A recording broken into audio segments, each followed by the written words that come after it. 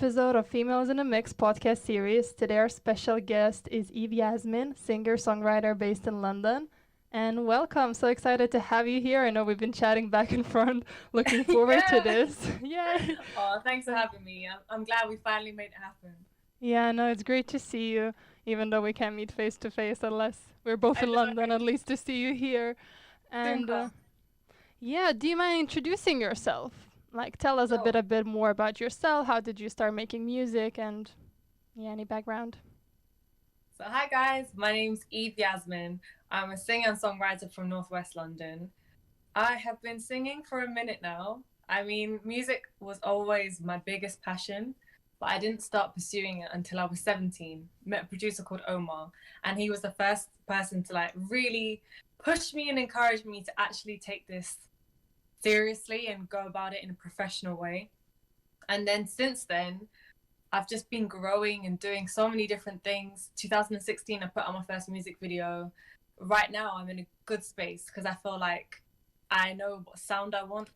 Um, you get to know yourself better as an artist and writer with time. And I'm just in a really exciting spot right now, creating a lot with some great people. Just released my new single, The Healer, produced by Centrist over in LA. And yeah, lots of things happening. So I'm grateful. A nice one. How would you describe your sound? You said you found your sound. Is it what genre do you consider yourself in and all that? I'm still experimenting, but right now, I guess the majority is falling into R&B, rap, and sometimes a little bit of pop too. But when I was starting out, I was singing over more pop tracks, Mm-hmm. whereas now I'm like leaning towards more R&B sounds and different languages as well. Like it's a whole mix match. But what I feel right now is like if I'm putting little things, you know, into the mix, I feel like every little piece of me or my life, my influences, my inspiration are coming together now. So it's a nice melting pot. Nice. Yeah, looking forward to see where it develops further. And Thank you. yeah, and just obviously, this podcast is gonna be about females working in music, in entertainment business, and really their experiences being a part of it. And last episode, I showed, I shared, I should say, a piece of history about women on stages. And yeah, I would just like to share like a little fact of like why is it important to talk about this today. And I guess starting off a bit with the sad news, instead of sharing like a historical fact, I really just want to approach what's been happening this week. I don't know if you've seen a lot of Yeah. social media posts and Sarah Everard case. And yeah, the Guardian posted a statistics that they surveyed over 1,000 women, and 97% of young women aged from 18 to 24 said that they have been sexually harassed or experienced that in their lives. And also, parallelly, there was another survey conducted by United Nations Women UK that, um, also that surveyed over 100 women and women in creative industries that said that 39% of them feels unsafe in working radio stations and other music, I guess, studios and all that. So just starting off a bit of a sad note, but are you aware of it? Do you I have am. any? And I feel as a woman and as a human, it's a lot to take in. Yeah. Obviously, prayers and condolences and my most sincere and best thoughts to her family and friends. And may her soul rest in peace.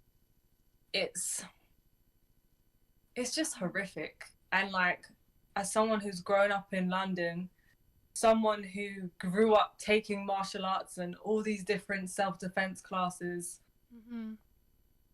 it just I feel it's affected a lot of us because as that poster says, we all are Sarah. Like Mm-hmm. that could have been anyone. Yeah. And it's not limited to women too, but there is this ongoing issue how women are approached, attacked, and it just needs to be dealt with. Mm-hmm. And yeah, I'm finding it really difficult to find the right words to express because, yeah, it. Could you I'm tell me? Sorry, just to interrupt, going but through some emotions right now. It's deep. no, yeah, I think all of us females can connect to this in a deep level. Because I mean, I approached this topic in one of my WhatsApp groups, and we've been talking really ever since. Yeah, I mean, there's a lot to uncover there, but almost that, I guess that quote that every female knows a friend that has been raped, or I mean, not even talking to the Yeah, extremes. All of us has a story to tell, but then no males know doesn't know either of their friends that are predators, or that would approach, and that just doesn't add up. The numbers, the statistics doesn't add up. But yeah, I mean, I moved to London 3.5 years ago. Um, and could you, I mean, you were raised here, right? So could you share a bit more? Maybe, I don't know if you want to share your age or like the area you grew up with, but like how has it been growing up in London as a female, especially? Have you? it's crazy because I first had my first experience of someone following me when I was about 10, 11 years old. And this Mhm. was coming back from a place I used to do swimming lessons at. And it was an older man that followed me. And I've had, unfortunately, different experiences similar to this. And it just feels like part of growing up in London and something you have to be cautious and wary about. There unfortunately are some people who behave in a certain way and have bad intentions, and just like I'm always aware of it coming back Mhm. late from studio sessions. Or I mean, since I was like 16, I would travel around London a lot by myself, going to events to interview people or performances or doing studio sessions. And especially in wintertime, again, you're more conscious of it. If it's getting dark already at like 4 p.m., you Mhm. still don't even feel safe. And it's like 4 or 5 p.m., it's early. Um, oh yeah, unfortunately, growing up in London, I have seen and experienced things and had friends who have been in some horrible situations. And as much as it is a safe city in many ways, and we are blessed to be living in such a city, there are these incidents and issues that exist and are very much real. And it's like, how do we deal with this? Mhm. Could you share a bit from your experience, more of the music related side? Have you experienced any some sort of um, I don't know, situations in being in a music studio, being on set, that you ever felt unsafe? I mean, I know there's a bit of a personal thing, but if there's anything you could share, and also just the question, if you ever felt unsafe at work in the music related environment. There's been moments where certain comments have been made, and Like either what? like it's kind of hard to pinpoint and remember. I just kind of Mhm. remember feelings or moments. Mhm. I've been to so many festivals and studio sessions, but where I've been around comments that are derogatory to women. Mhm. I remember gigging with someone, and they were commenting on my body, and it's like, this is really not professional or Mhm. needed. It's just, why does that have to be brought up? Like, we're on a professional gig.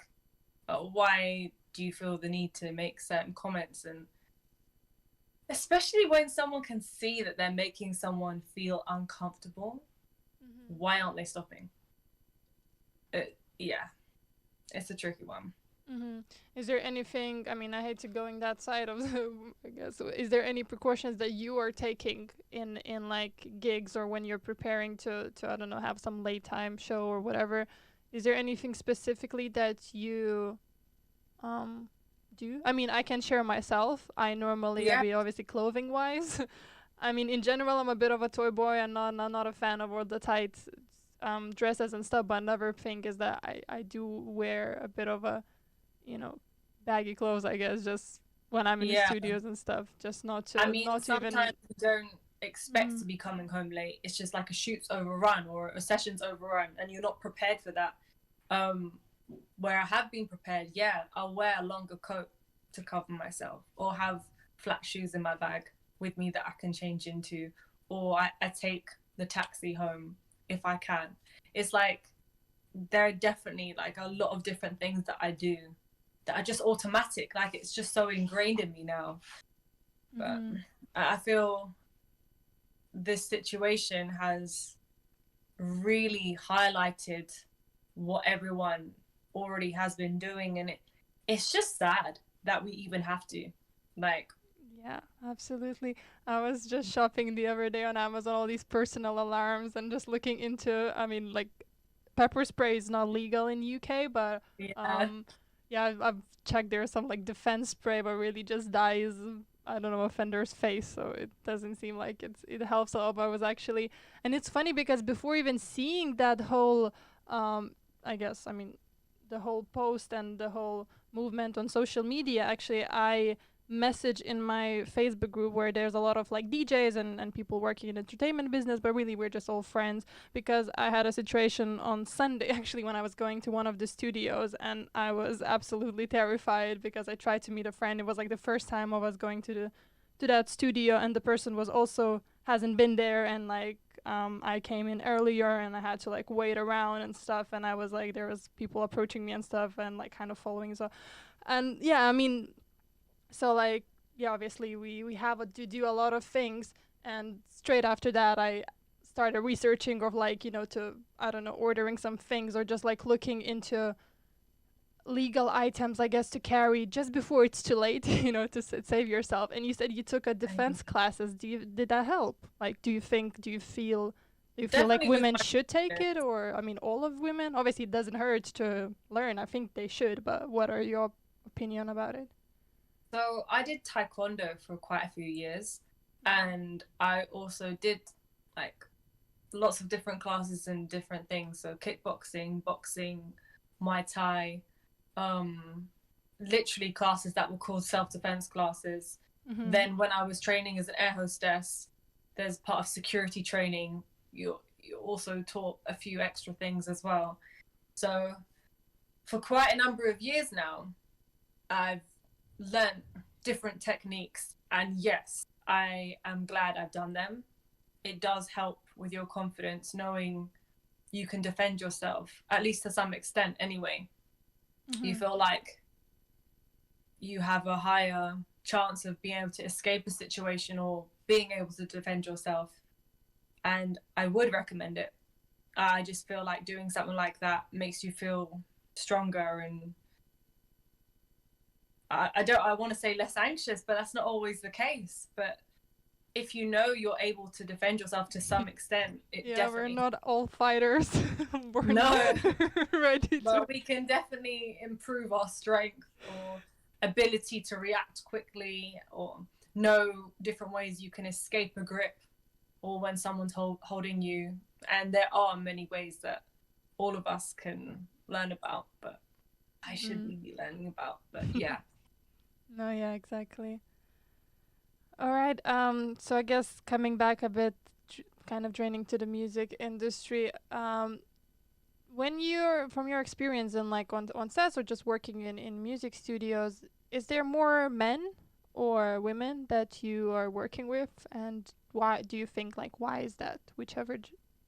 It varies, but obviously, if I'm going to have to say an average from start to finish, yeah, I've definitely worked with more men in the industry compared to women. And a lot of that time, that's just because of the setup. So, you know, that person was hired, or that person's great at what they do, and they were in that situation. That's the company, or that's the Mm-hmm. producer. And I have a lot of guy friends, like a lot of guy friends, who work in music too. And it's only thanks to organizations like Girls I Rate, that I've started to connect with more Shout out. female music. I know, it's great because there are so many female talents out there. They're just maybe getting less coverage. Mm-hmm. Female producers, female songwriters. I mean, I've seen quite a few stats sometimes on how many female producers there are in the industry, or that have won certain awards, etc. But it's just about discovering each other.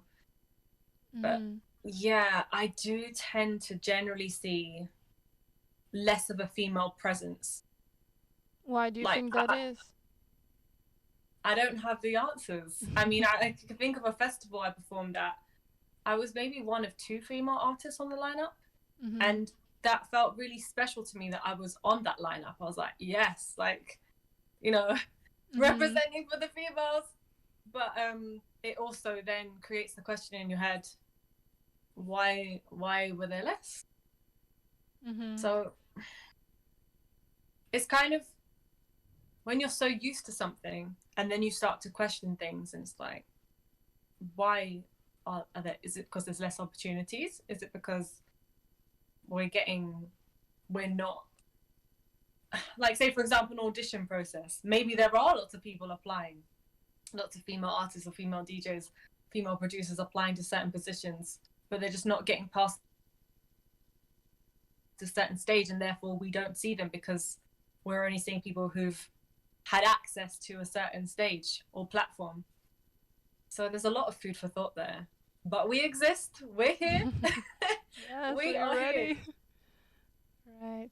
And do you remember, I mean, have you ever felt, I guess, disparity because of your gender in any way? I mean, that question is a bit tricky, but just, I mean, we would never, do you remember any earliest occurrence that you thought some sort of inequality in the music industry, or do you remember any experience from like that side?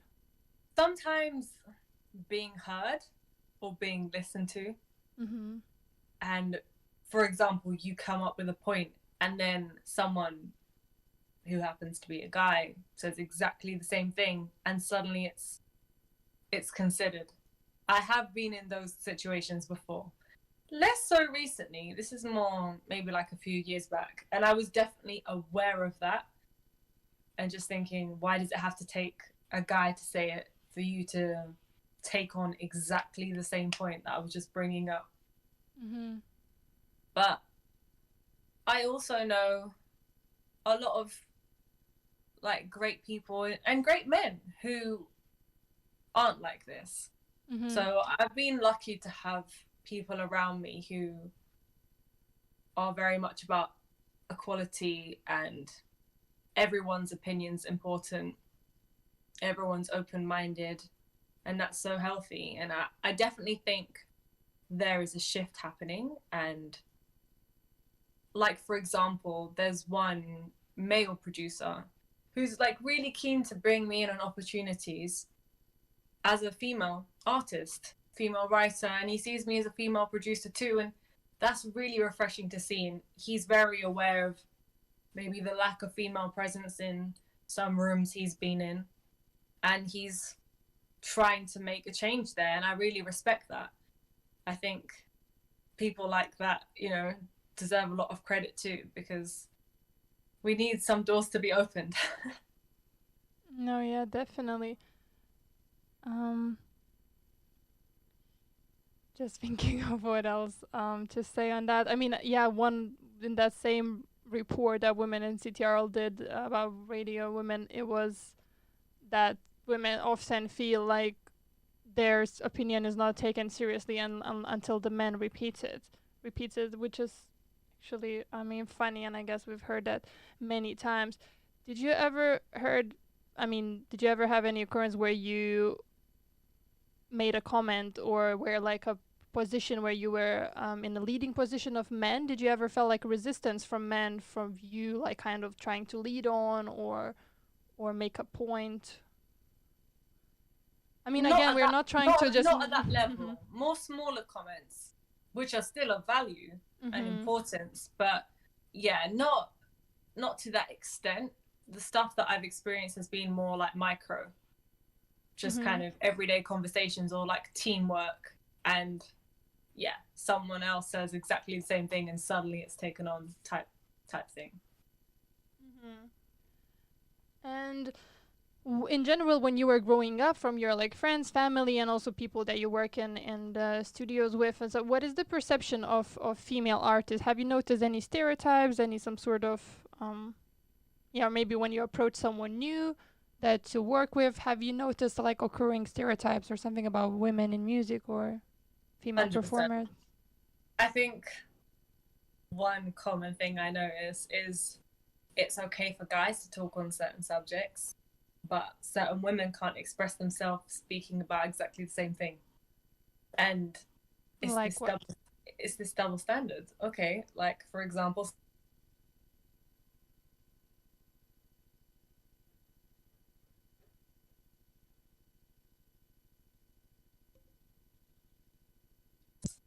certain male artists, it's like all over their songs in the lyrics.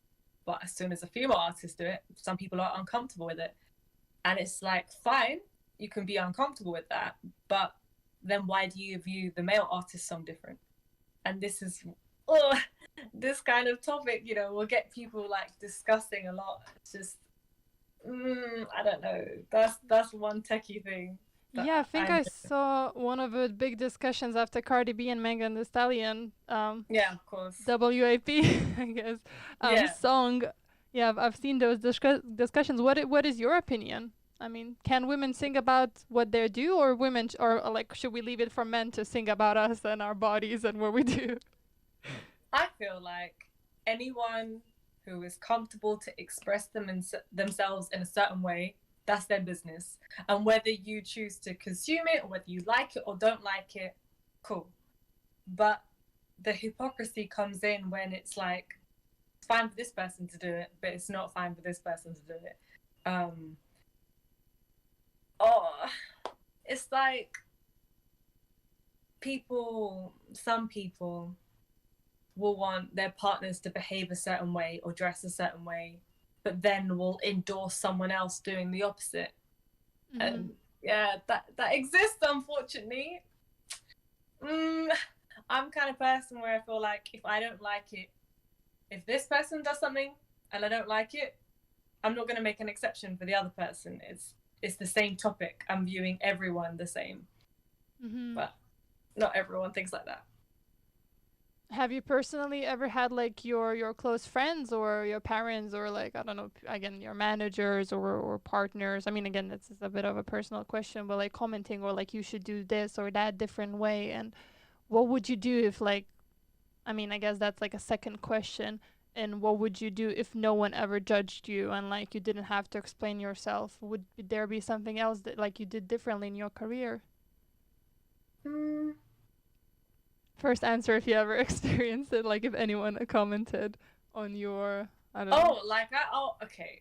I'll give you an example.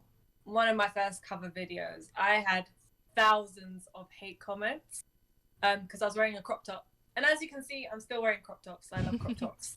I'm not changing that. It was shared on a platform which had more of a conservative audience. It's absolutely fine. Appreciate that. Can you tell us the platform? I was getting, slut, should be stoned to death, like really horrible, horrible comments. And I was just starting out and I'm like, oh my God, is this what it's like to be on YouTube? Is YouTube that conservative audience or how come that? No, so this was shared on a Facebook page that had a certain type of following. Okay. And me wearing a crop top and a skirt and singing very decently, like I wasn't, singing about any particular subject or behaving in a certain way, and still I was flooded with these type of comments. So that's the thing, you can experience really misogynistic, hateful comments no matter what you do, just for existing. So what's wrong with the crop top? There's so many levels to it. What, sorry? What was wrong with the crop top? Like, what people were trying to that was just their view. But like you shouldn't be filming yourself in a crop top or like, I mean, yeah. Yeah, literally. But it was more than just that. It was like, slut, should be stoned to death, like really extreme comments because of what I was wearing. And did that affect you? I mean, you said that obviously didn't stop you. You're still making music, but no. And it's like, I will take certain things into consideration. And I feel there's always a balance. Like, I'm personally the type of person that if I'm going to go and sing somewhere, I will want to respect my environment. Mm-hmm. So yes, I will wear what I want. But for example, some festivals I performed at in different countries, I know I'm going to sing in a certain type of audience and people dress a certain way there. I will slightly adapt to that. I'm not going to come in, but even that's not me anyway. I'm not going to come in wearing something extreme. But for example, say I'm wearing a skirt in a festival in London, I wouldn't wear the same item of clothing for a festival in where I'm talking about. So I do take things into consideration, but I also stay true to myself. And yeah, that's the kind of balance I personally try to find. Mm-hmm. Yeah, that's great to hear. And also following on that, have you ever had to decline a job, or have you like ever lost a job because you weren't willing to compare centers, I guess certain standards, or that you Yeah. weren't like? I mean, I've been asked to do, okay, so the opposite end. I had one producer once ask me kind of like how far I would go with kind of like more sexy songs or my image or this kind of stuff. And I kind of found it a bit strange to be asked that in that way. And then I was asked to act. I've had a few like acting opportunities on some like legit TV series or this and that, but they were wanting to cast me as a certain character or just for a specific that type of scene, and I said no because I wasn't comfortable with that.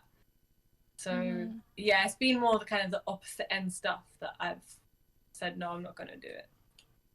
Mm-hmm. Do you think that helps for female artists to kind of push certain image, but possibly is not okay with them, that they're not feeling comfortable in? Do you think like a lot of people kind of just force themselves for success, I guess, or for attention, or for social media, or for press I think attention?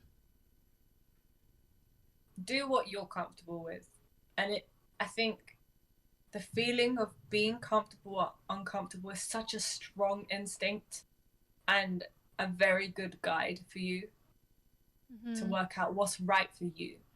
Some people, enjoy expressing themselves in a certain way or wearing a certain item of clothing, and that's them. But it's like, just because you see certain standards or what's normal on certain platforms doesn't mean that's your normal. And it's just trying to maneuver through this industry while staying true to yourself. Mm-hmm. Speaking of true to yourself, and just again about your music industry, why do you make music? Like, that's a bit of an open question, but why do you, is that like your main career that you're focusing in life? When you say you started at a young age, but do you have your why? So many reasons. I think if I'm going to just go to the absolute core, it's because it makes me happy. It really fulfills me like nothing else does. And I love the fact that it can be shared and experienced with other people, and that other people can get joy from it too. For me, this is the absolute core. I feel like, I really genuinely feel like a fiery burning sensation inside me. And I don't get this kind of feeling in certain other jobs. It just don't. But when I make music, when I'm in the studio, when I'm doing music videos, when I'm having conversations with people about music, I really get fired up. Like, even now, I'm experiencing this buzz inside. And to me, that's such a sign that I'm aligned, I'm in tune with what is right for me, and this is my purpose. And I feel like your purpose can change, it can develop, it can form into so many different things. But right now, I just feel this incredibly strong connection with music, and I'm following it. And yeah, things can change, but some people, I've had a few conversations with a few different people, yeah, and some will be like, "Oh, you're still doing music?" And it's like, yeah, it's like it's so much more than what someone else's perceived career goals or perception of success is. It's beyond that. It's such a strong feeling that I'm so grateful for. I mean, to find something you are truly passionate about that truly makes you happy and makes other people happy, hold on to that. No, yeah, definitely. I think this, especially the last year, really showed us the people that know what they like, know their passion, especially if it's creative industry related, and just knowing what they like really helps to like, to survive staying home, staying alone and doing that. I mean, I had a blessed year of just having more time of doing what I love because I really, really know what I love. And I think for us that like people that like art or music or dance or I mean anything, it's like endless industry that you can never train enough. Like there's so much things to learn and all that. So. 100%. It's a continuous learning cycle. Mm-hmm. I agree with you. So what is your plans in the next, let's say, a year or a couple of years? Do you have like your vision or mission where Yes, you I going? have a full-on vision board in my room. Something I've always Okay. wanted to do that I will make happen is make my first album. So last year, a goal for me was to make my first EP, which came to fruition, and that was Femme Fatale, produced by SBO. And now I'm at a stage where, thanks to lockdown, I started writing so much more. And then currently I've had some issues with my ears. So I've been on a recording break, but I still have all these songs that I'd written since the beginning of last lockdown that I've been posting on my IGTV videos, like YouTube beats and stuff. And I want to actually create them into proper songs and releases and put them on an album. And separate from those, I also had quite a few other projects in the works. So there's so much material coming. It's just a case of funding everything as usual, but I'll get there. Like I'm 100% determined. That has to be one of the things. And then when we can again, I definitely want to get back to gigging. Like before lockdown last year, I played my debut headline show at O2 Academy Islington. And I really felt like, and I still feel, I'm like, this is the beginning. Like this is the beginning of the next step on the ladder. So I'm really excited, man. I'm excited to get back to gigging, excited to do more releases, and I pray that my ears get better. I've got an ENT appointment tomorrow, so let's see. But keeping positive. Fingers crossed, right? Thanks, girl. So you mentioned O2. Was that like the highlight of your journey so far? What would do you consider any moment that was like the highlight when, or maybe when you realized that like, yeah, that's what I want to do in life, or just any moment you could share that was like There's the been a high few. point? There's been a few, not gonna lie. But O2 Academy Islington was my first ticketed event. First time I had tickets to actually, people were gonna go and buy them. Everything else was like free performances, or I got asked or sponsored or whatever it was. So that was kind of scary because I'm like, are people gonna turn up?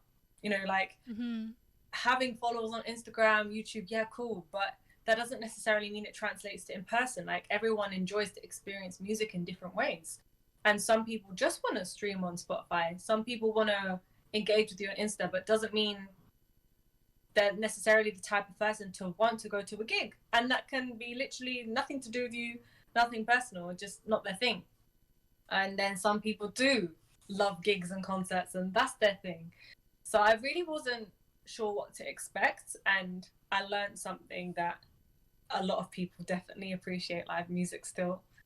The energy was so special. It was my first time having a full band for a performance because I usually can't afford to have that. It's too expensive for me. But I made it happen. I had some great people around me, and it was just so much fun. Like I really, really enjoyed it.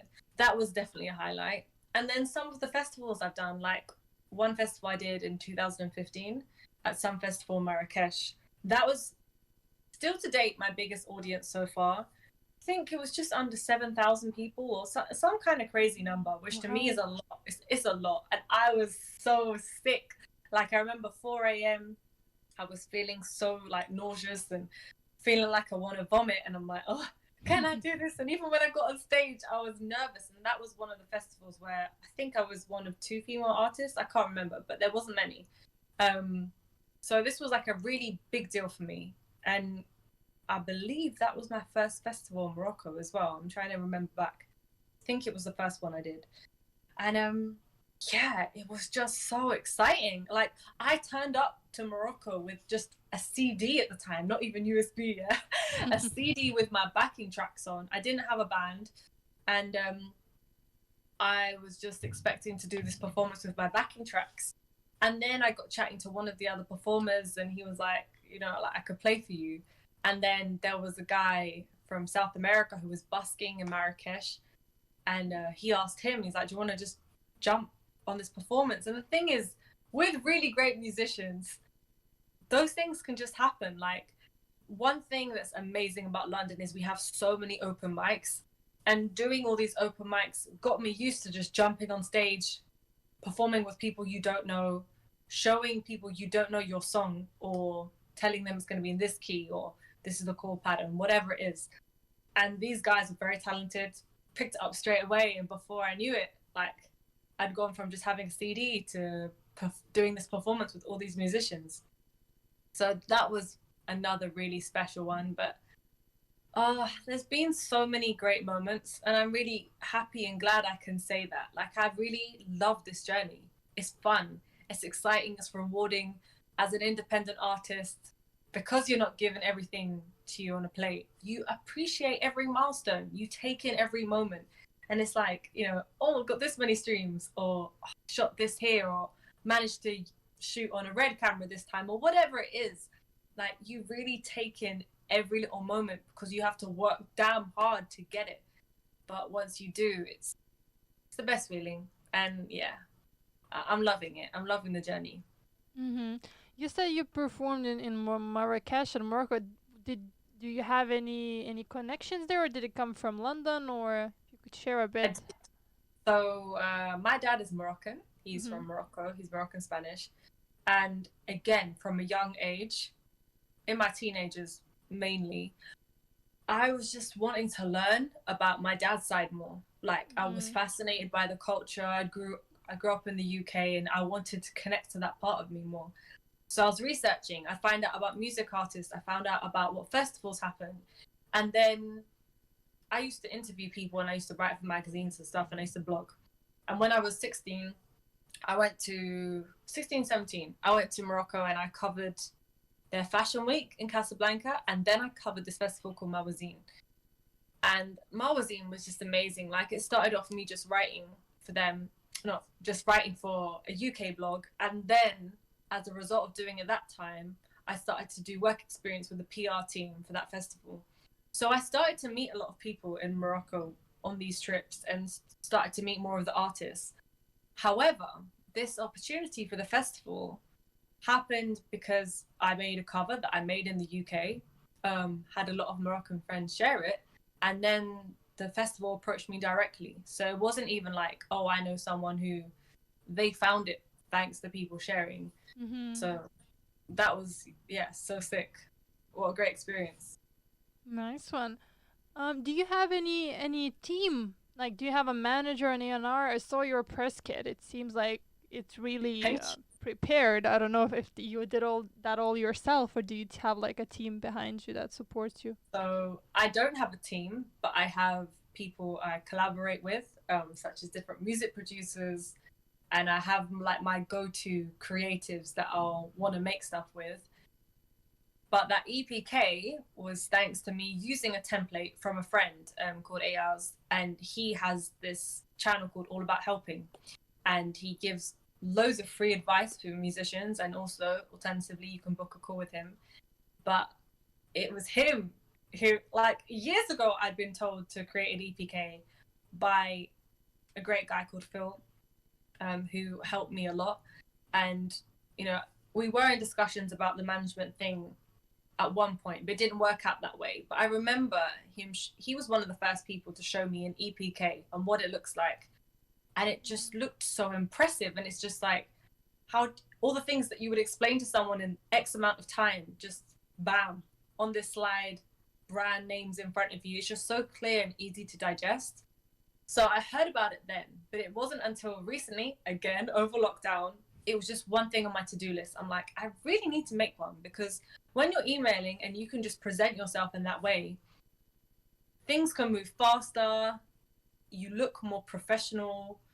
I'm really glad you you liked it. But yeah, I spent a lot of time trying to prepare that, and I'm glad it's finally done. But yeah, it's just me and my ones.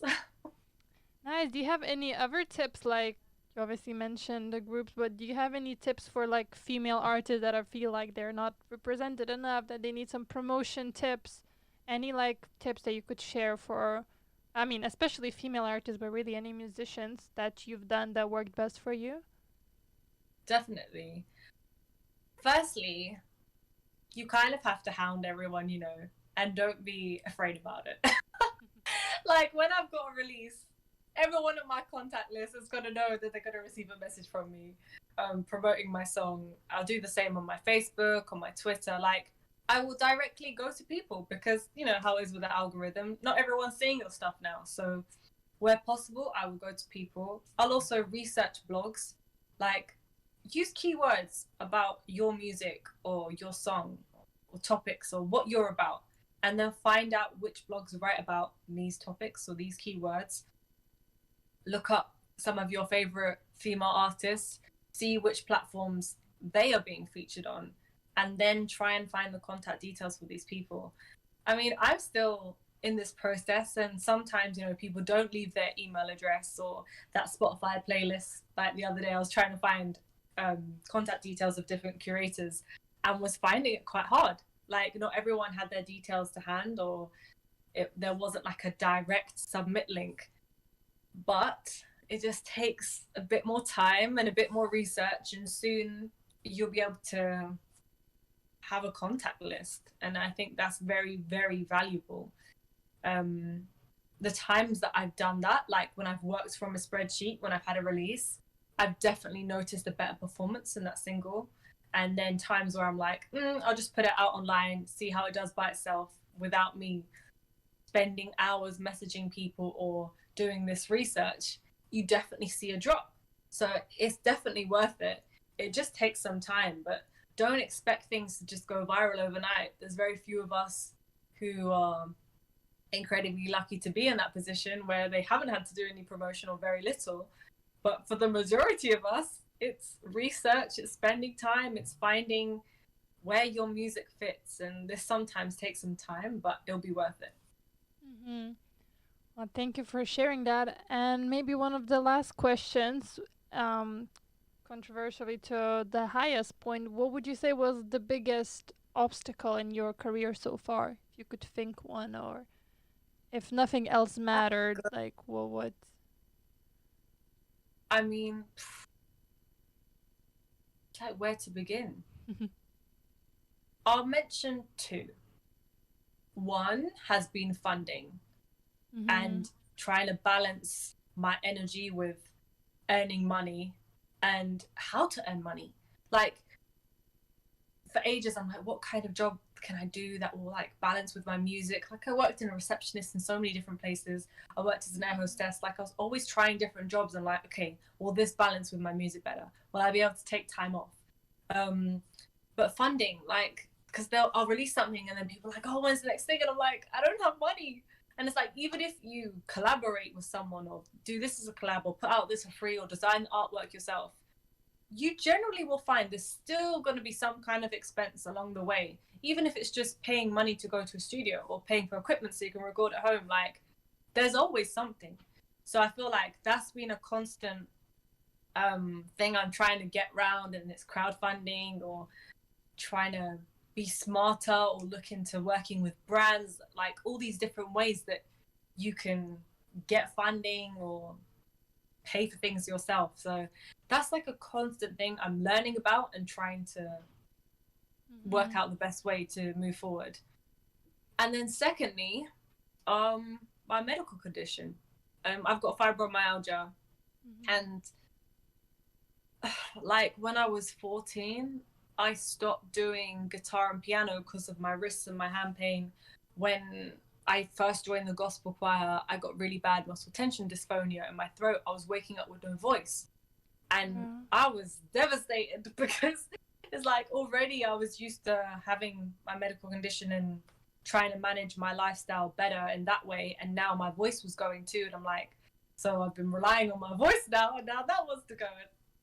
That was a bit challenging. And now my ears. So it's just part of life. Like, there's different obstacles. Everyone's obstacles come in different forms. It's just about staying positive and constantly thinking, okay, this is not working, so what else can I do in the meantime? Like right now, yeah, I'm not recording, but what can I focus on? I can focus on visual content. I can focus on ideas for future song ideas or future music videos. Like, there is always something we could be doing. And I think we're all guilty of not being proactive enough. And I definitely want to become more productive. Like, if I'm going to critique myself, I don't think I rehearse enough or do vocal warm-ups enough, and all these little things are important. So yeah, that's what I'd say. Just sometimes the obstacle is also yourself. Like, yes, everyone has, different things in their life that are hard, but sometimes we really need to look deeper and look at our own mindsets, and regardless of what situation we're in, we can make it better. And the change begins with ourselves. Hmm. And also, I guess, yeah, I mean, you shared a lot of great insights and tips for musicians and women. Any last words or opinion to improve the situation for female musicians that you think could be done in the industry, in music studios? Maybe something that male musicians could do, or also as females in high positions. Is there anything that you would like to see more of to improve the I situation? think if you're in a position of power, or if you're in any position that enables you to bring someone in and Mm-hmm. you know of some female talent, bring them in. It's like, I met someone on a set recently who was trying to get into production, and she just reminded me of myself when I was starting out. And she's from the same area, and I was like, right, I'm going to introduce you to so and so. Or, do you want to get some experience on my music video shoot? Like, even at my, smaller independent artist level, I can still bring people in that way. And likewise, someone could bring me in a higher position. It's just like, there's so much that we could do that maybe we don't even realize. So when you see someone with talent, don't just think, oh yeah, that person's talented or that person's nice. Think, can I help them? Like, do I have an in on a platform that I can give them access to? And that could make such a difference, and that goes for everyone. So yeah, I'd say that's definitely the first thing. And then from being an artist, don't give up. Like, seriously, I can't emphasize this enough. I've been told so many different things. Had judges laugh at me on audition stage when I blank. Things flopped, or my vocals didn't sound good on that take, or now they sound good, or that failed, but this worked. Like, trial Mm-hmm. and error is part of it, and don't get disheartened when things don't work out. Like, I'm a person that truly believes everything does happen for a reason, and your path is unique. So just keep following it, keep trying different things, and then once you've got your formula and things are working in the right way, run with it, keep going. And if you can bring people in along the way, then bring them in. Yeah, I love that. That's really motivational. I mean, I think, yeah, we it's never enough to hear and also to relate to other artists that we do all fail and we just learn and keep going and just keep going and keep going. Big time. So, Eve, Yasmin, thank you so much for being here, my special guest Thank of you, the Temi. second I really episode. am grateful for getting me on this. This is a perfect example. You have a platform and you brought me in. So thank you. Yeah, no, I really appreciate you being here. So let us know where we can find you once again. Shout yourself, shout out anyone else that's part of your um, journey. And yeah, let us know where we should reach out to you or listen to your music too.